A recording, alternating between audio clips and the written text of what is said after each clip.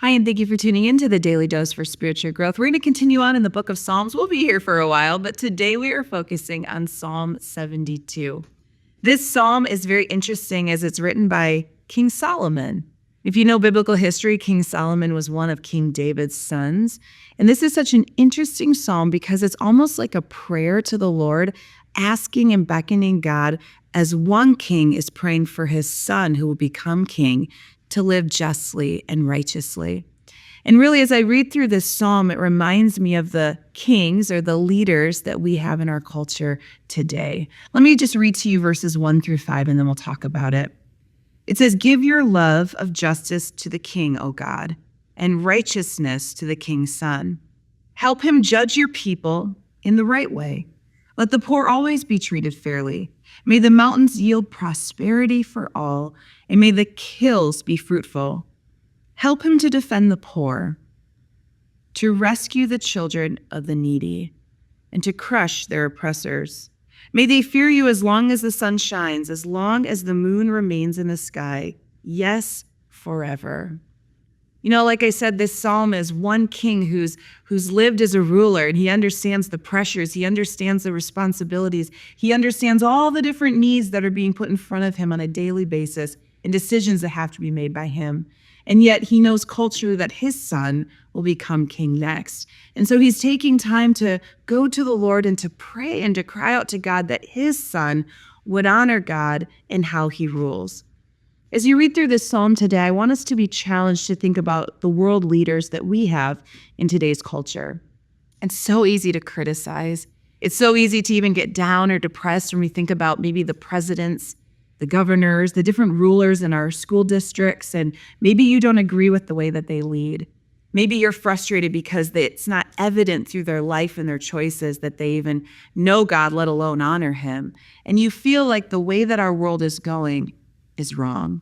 Hey, I understand that, and that is not a new concept. Humanity from all time has always questioned its leaders. But I want you to be challenged, as I was challenged as I read Psalm 72, to maybe take a different approach. Have you considered how our world would be different if the leaders that we have were righteous and just?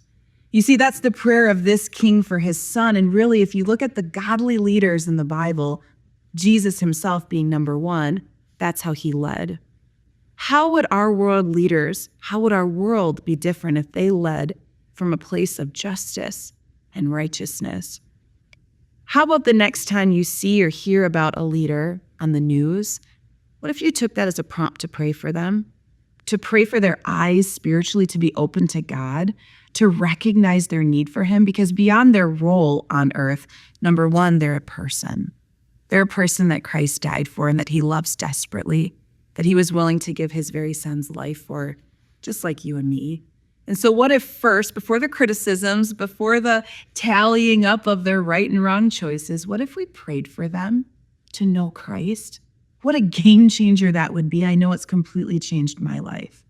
And then from that point on, believer or not, what if we prayed for our leaders to live righteously and justly, that God would open their eyes to the needs of the things in front of them, that they would be able to make the right decisions, that God would give them his wisdom, that God would care for them, that he would guide them, that he would give them discernment and peace and joy.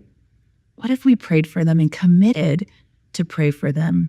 What if we trusted that God was in control and that God would have his way in his timing?